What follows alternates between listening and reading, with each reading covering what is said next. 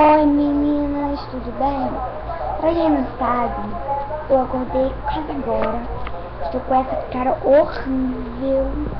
Eu não passei maquiagem, não passei nada. Meu cabelo tá uó. Então eu tô gravando esse vídeo pra vocês, pra falar que eu acho que eu vou ficar um tempinho sem gravar vídeo. O porquê que essa semana tá muito corrida. Amanhã eu vou sair com os meus amigos. Eu vou comer pizza com eles. Sábado eu não vou dormir em casa, eu vou dormir na casa da minha amiga Maria Clara Andrade. E pra falar, se inscreva no canal dela também, tá? Ela precisa de muitas visualizações. Também se inscreva no blog dela, que é, deixa eu me lembrar, é www.clarinhamorais.blogspot.com.br. Entrem e vejam todos os links, todos os sites, tá? Ah, e olha só, gente, eu tô fazendo esse vídeo rapidinho pra vocês, porque eu tô avisando isso pra vocês, que hoje minha semana tá toda corrida.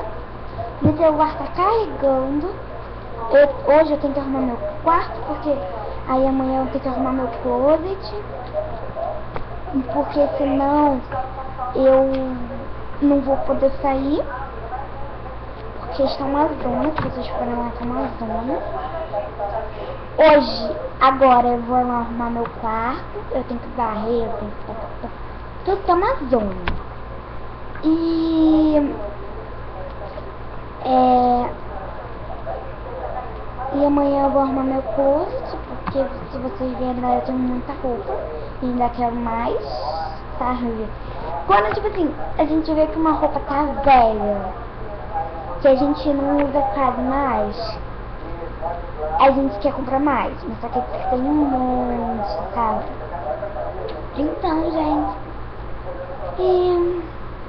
meninas, não se esqueçam de se inscrever no meu canal. Me perdoem porque eu vou ficar sem fazer um vídeo pra semana. Vejam meu trailer, vejam os meus vídeos anteriores. E a partir da semana que vem eu juro que vou gravar vídeo, juro, tá? Vai ter um trailer novo que eu vou postar a partir do domingo.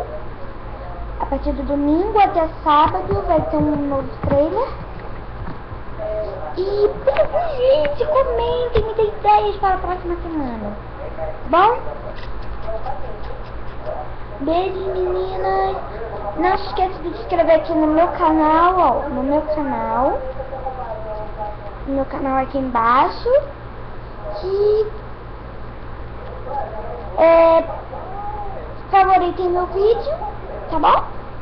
Beijo. E tchau.